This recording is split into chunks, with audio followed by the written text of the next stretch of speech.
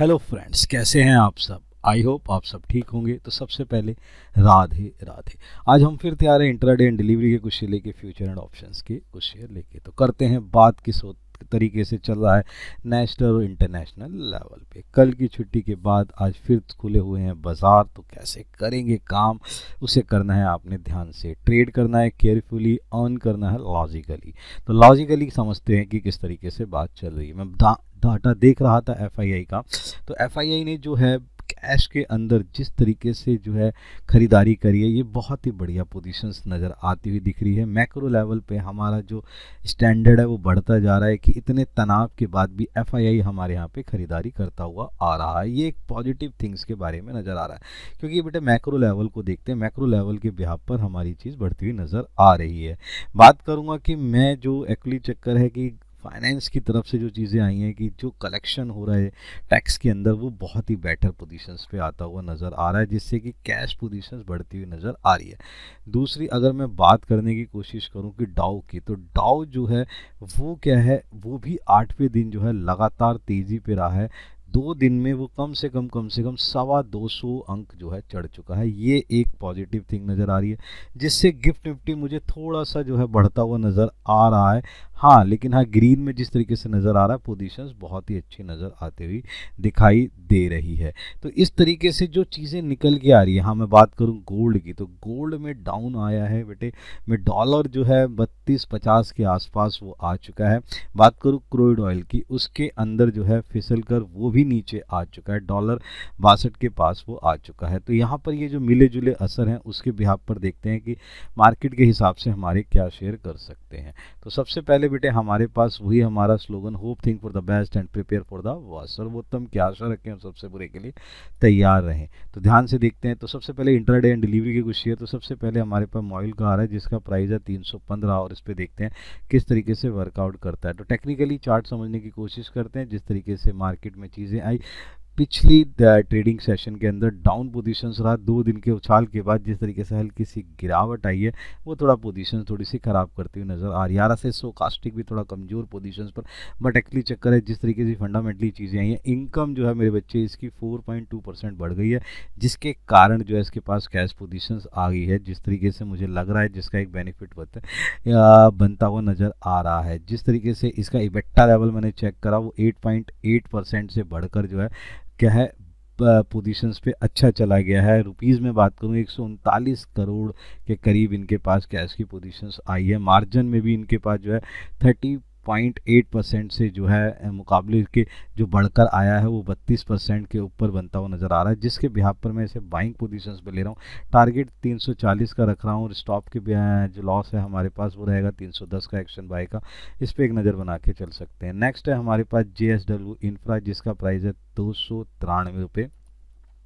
Technically chart इसको देखने की कोशिश करूँ, एक डाउन पोजीशन, तो डाउन पोजीशंस के बाद लगातार अपने आप को कंसोलिडेट देते हुए लास्ट डे में थोड़ी सी गिरावट EMI के नीचे बॉलिंजर बैंड को टच करता हुआ, जिस तरीके से सपोर्टिंग लेवल लेता हुआ, और जो वॉल्यूम और RSI स्टोकास्टिक है उसके हिसाब से चीज़ें बढ़ती और बिगड़ती हुई नज़र आ रही है। बात करूँ इसकी भी मैं, जो फंडामेंटली थोड़ा सा बेटर नज़र आया मुझे, इनकम 17% से बढ़ गई है, और रुपीज़ में 12,083 करोड़ बढ़ के आई है, जिसके हिसाब से मुझे लग रहा है कि पोजीशंस मुझे अच्छी लगी, जिसके यहाँ पे टारगेट 300 का, स्टॉप लॉस 990 का, एक्शन बाय का। इस पर एक नज़र बना के चल सकते हैं। नेक्स्ट है मेरे पास बेटा SML। तो कुछ आज मैंने ऑटो सेक्टर्स के जो शेयर पकड़े हैं, उन पे आपने नज़र बनानी है।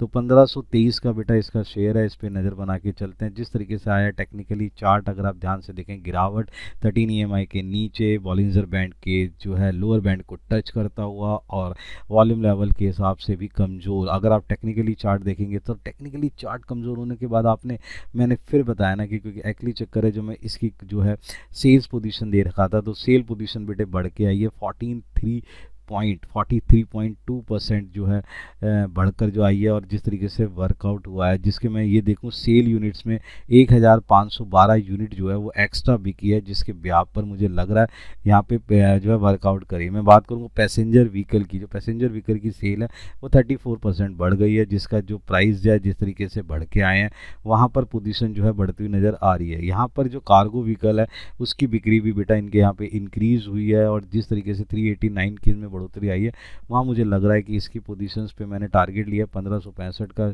स्टॉप लॉस 1519 एक्शन रहेगा, बाय का इस पे एक नज़र बना के चल सकते हैं। नेक्स्ट बेटे हमारे पास जो शेयर है पीएनबी लिफ्ट का है। पीएनबी में अगर ध्यान से देखें तो जिस तरीके से कंसोलिडेट पोजीशंस के बाद लास्ट डे जो है खरीदारी देखी गई, वहाँ पर एक थोड़ा सा अच्छा उछाल आया, RSI स्टोकास्टिक में अपने आप को करा सुधार। बॉलिंजर बैंड की पोजीशंस भी बहुत ही अच्छी नजर आती है। 13 EMI के ऊपर जो पोजीशन बना रहा है पॉजिटिव प्राइस वॉल्यूम के कारण मैं इसको लेने की कोशिश कर रहा हूँ। टारगेट है 107 का डिप के भी यहाँ पे, स्टॉप लॉस 95 का एक्शन बाय का इस पे नज़र बना के चल सकते हैं। नेक्स्ट बेटे अगर मैं देखने की कोशिश करूँ, मेरे पास फिर दोबारा से मैं ले रहा हूँ M&M को, ध्यान से सुनिए।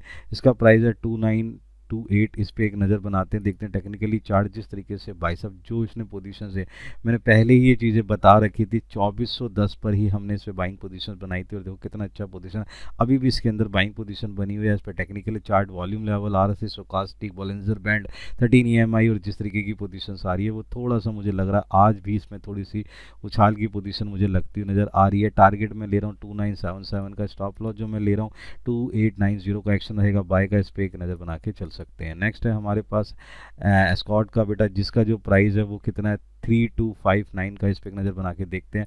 टेक्निकली चार्ट जिस तरीके से लग रहा है पोजीशन एक अच्छी पोजीशंस के बाद थोड़ी सी डाउन पोजीशन, लास्ट 2 डेज में थोड़ी सी गिरावट के संकेत नजर आए, लेकिन RSI अपनी पोजीशंस को बनाते हुए 13 EMI के नीचे, लेकिन सेकंड ब्रांड ट्रेंड के अंदर इसकी पोजीशन बड़ी अच्छी हुई है। स्टोकास्टिक जो है जिस तरीके से नज़र आ रहा है वो पोजीशन थोड़ा सा कमज़ोर को नज़र आ रहा है, लेकिन RSI इसको सपोर्ट देता हुआ, वॉल्यूम लेवल में थोड़ी सी कमजोरी, लेकिन हाँ जिस तरीके से मैंने इसके सेल देखे तो वहाँ पे ट्रैक्टर एक्सपोर्ट बहुत ज़्यादा हुए हैं, 67.4% जो है बढ़ गया है ये। और मैं बात करूँ यूनिट के हिसाब से तो 581 यूनिट्स में तेज़ी आई और तेज़ी के साथ ये बिकता हुआ नज़र आ रहा है। घरेलू ट्रैक्टर बताऊँ तो 4.1% के करीब जो है ये बढ़कर आया है, और जिस तरीके से जो पोजीशन हुई है, हाँ घरेलू में थोड़ी सी गिरावट आई है, लेकिन हाँ 8148 के करीब जो यूनिट बिके हैं वो बहुत ही अच्छी पोजीशंस मुझे नज़र आती दिखाई दे रही है, जिसके बिहार पे टारगेट ले रहा हूँ 3304 का, डिप के बिहार पे स्टॉप लॉस 3207, एक्शन बाय का इस पे नज़र बना के चल सकते हैं। नेक्स्ट है हमारे पास जो शेयर है वो है आइसर मोटर का। मैंने कहा ना, मैंने ऑटो सेक्टर की कुछ चीज़ें पोजीशंस पकड़ के रखी है कि 5567 के हिसाब से टेक्निकली चार्ट देखूं तो डाउन पोजीशंस के बाद 4 दिन की कंसोलिडेट पोजीशन, 2 दिन की गिरावट, वॉल्यूम लेवल में कमजोरी, RSI में थोड़ा सा सुधार, स्टोकास्टिक उस तरीके से लेते हुए 13 EMI के नीचे जिस तरीके से इसकी मैंने देखी CV की जो बिक्री हुई है वो बेटा 27.3% जो है इंक्रीज़ हो गई है यूनिट के बाद में। अगर उस 6846 यूनिट जो है बढ़कर आया है, जिसके अंदर एक पोजीशन मुझे लग रही है बहुत अच्छी पोजीशन नज़र आती है। यहाँ पर मैं अगर बात करूँ 1653 जो है करोड़ की जो है बेटा ऑर्डर मिल चुके हैं इनको, जिस तरीके से पोजीशन मुझे लग रही है वो बेटर पोजीशंस पे नज़र आती दिखाई दे रही है। टारगेट बेटा 5684 का है, स्टॉप लॉस ले रहे हैं 5517 का, एक्शन बाय का इस पे एक नज़र बना के चल सकते हैं। नेक्स्ट अगर हम देखने चाहें तो हमारे पास जो शेयर है वो आ रहे हैं फ्यूचर एंड ऑप्शन की कैटेगरी से। इसमें हम देखते हैं कि हमारे पास पहला शेयर जो आ रहा है NCC का है बेटा, 212 का है। इस पर मैं टेक्निकली चार्ट देखने की कोशिश करूँ तो जो फ्यूचर की पोजीशन मुझे नज़र आ रही है 2 दिन के अंदर कमज़ोर, 13 EMI के नीचे, बॉलिंजर बैंड जो है वॉल्यूम के साथ जो है कमजोरी के साथ संकेत दे रहा है एज पर टेक्निकली, लेकिन हाँ इसको जो मैंने ऑर्डर बुक चेक करी तो ऑर्डर बुक बहुत ही अच्छी पोजीशंस लेता हुआ चला गया, बहुत अच्छे ऑर्डर्स मिले हैं जिस ऑर्डर के बिहार पर ये पॉजिटिव पोजीशन दिखाता हुआ नजर आ रहा है। टारगेट 218 का, डिप के बिहार पे स्टॉप लॉस 208, एक्शन बाय का इस पे नज़र बना के चल सकते हैं। नेक्स्ट अगर मैं देखने की कोशिश करूँ तो अपने पास आ रहा है अडानी पोर्ट्स का बेटे, प्राइस जो है 1221 है, इस पे मारते हैं एक नज़र और देखते हैं कि किस तरीके से पोजीशन दिखता हुआ नज़र आ सकता है। तो टेक्निकली चार्ट पे मारते हैं एक नज़र किस तरीके से वर्कआउट हो रहा है। टेक्निकली चार्ट में थोड़ी सी कमज़ोर पोजीशन, 2 जो है डोजी पोजीशंस बनाते हुए 13 EMI के ऊपर जो है बनाने की कोशिश कर रहा था, लेकिन नीचे ही रह गया है। हायर जो जिस तरीके से बॉलिंजर बैंड है, हाँ लेकिन 3 दिन की जो पॉजिटिव वॉल्यूम आया वो बहुत अच्छा नज़र आता हुआ नज़र आ रहा है। RSI भी थोड़ा सा अच्छी पोजीशंस पे नज़र आ रहा है। मैं इसकी इनकम की चेक कर रहा हूँ 23.1% जो बढ़कर आई है। रुपीज़ के हिसाब से बात करूँ 8488 जो करोड़ के करीब जो है इसके पास इनकम की पोजीशंस बनती हुई नजर आई। मार्जिन में जिस तरीके का सुधार आया 58% 50% के से अबव जो निकल के आया है, इसमें जो है पोजीशंस बनी है 60% जो है अब यहाँ पोजीशंस बनती हुई निकली आ रही है, जिसके बिहाफ पर हम इसको जो बाइंग की पोजीशंस पे ले रहे बेटे फ्यूचर के अंदर। और जो टारगेट है बेटा मेरे 1270 है, डिप के बिहाफ पे स्टॉप लॉस 1200 एक्शन बाय का इस पर नजर बना के चल सकते हैं। नेक्स्ट है अपने पास फेडरल बैंक, जिसका बेटा स्ट्राइक प्राइस 200 है, ऑप्शन की कैटेगरी में लेके चल रहे हैं। कॉल लेना है बेटा 8 रुपये के हिसाब से, और मैं इसके बिहाफ पे देखना चाहूँ तो टेक्निकली चार्ट जिस तरीके से देख रहा हूँ वो टेक्निकली चार्ट जो है बहुत ही भारी गिरावट जिस तरीके से इसमें नज़र आई थी, पोजीशन जिस तरीके से नज़र आया वहाँ पर जो देखें तो लास्ट डे में इसकी पोजीशन दिखी, लेकिन इसकी जो इंटरेस्ट इनकम है वो 8.21% बढ़ गई है, और जिसके हिसाब से रुपीज़ के अंदर जो आया 2377% जो है इनकम आई है। एनपीए जो है वो भी जो है बेटा एक अच्छी पोजीशंस पे आता हुआ नज़र आया, जिसके बिहाफ पर मैं यहाँ पे स्टॉप लॉस ले रहा हूँ 5 का, एक्शन बाय का कॉल लेके चलनी है, जिस पे एक नज़र बना के चलते हैं। नेक्स्ट देखते बेटे मारुति सुजुकी, फिर एक ऑटो सेक्टर 12,300 का स्ट्राइक प्राइस, कॉल लेके चलनी है, 278 पे मिल जाएगा, 285 का स्ट्राइक प्राइस, वो सॉरी 285 का टारगेट हम लेके चल रहे हैं। जिस तरीके से पोजीशन है देखना चाहेंगे टेक्निकली चार्ट जिस तरीके से बहुत ही अच्छी उछाल पोजीशन देखते हुए जिस तरीके से आई है, वहाँ पर बहुत ही अच्छी पोजीशन है। जहाँ ये शेयर 11,000 के करीब था वो पोजीशन 12,000 के करीब पहुँचते हुए नज़र आई है। जिस तरीके से मैंने इसकी कुल टोटल देखी सेल आउट वो बहुत अच्छे से बढ़ती हुई नज़र आई है।